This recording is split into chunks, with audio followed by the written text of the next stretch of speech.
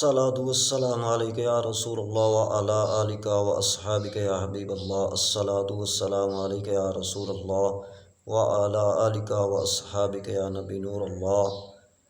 صحابہ کرام علیہ رضوان علیہم اجمعین کی شان اور مقام اللہ تبارک و تعالیٰ نے قرآن مجید فرقان حمید میں ذکر فرمایا۔ اللہ تبارک و تعالیٰ نے فرمایا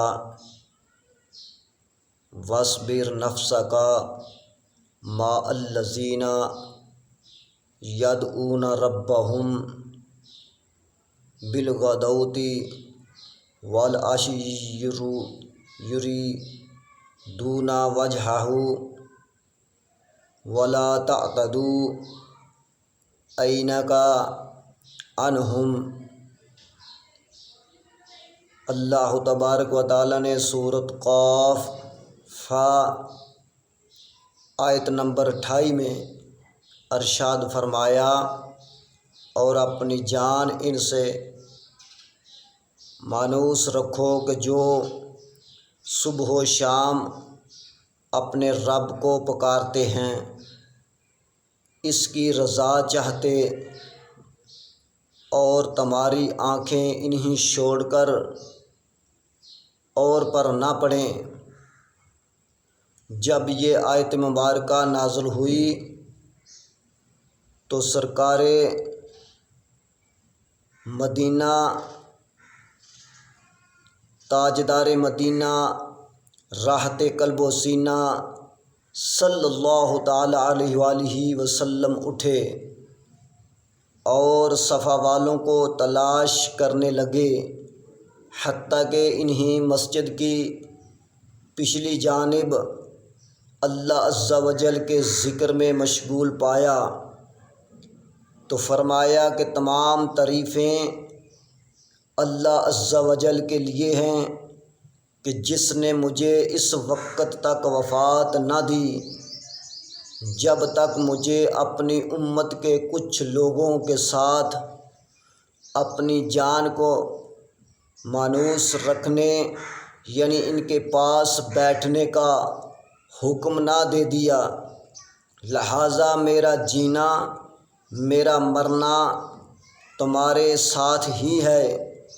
پیارے اسلامی بھائیوں، دیکھا آپ نے حضرت صحابہ اکرام علیہ رضوان تعالیٰ علیہم اجمعین کا مقام اور رسول عز و جل صلی اللہ تعالیٰ علیہ وآلہ وسلم کے ہاں کس قدر بلند ہے۔ پس ایمان و ایقان کا تقاضا ہے کہ ہمارے دل صحابہ اکرام اور اولیاء اعظام رضوان اللہ تعالیٰ علیہم اجمعین کی عظمت و محبت اور الفت اور چاہت سے لبریز ہوں، اور یہ بات روز روشن کی طرح یہ ہے کہ کسی سے محبت اس کی اطاعت و اتباع پر ابھارتی ہے۔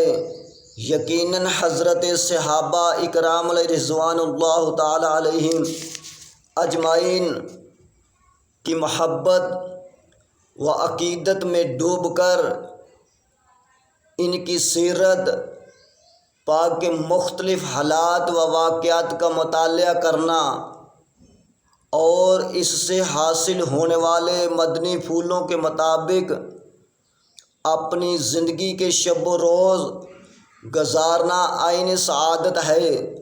اور کیوں نہ ہو کہ ان کا تقویٰ و پرہیزگاری کی گواہی خود قرآن کریم دے رہا ہے۔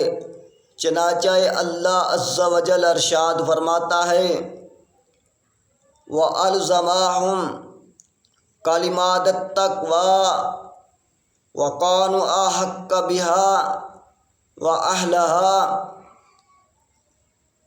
سورۃ فتح آیت نمبر 26 میں ترجمہ کنز الایمان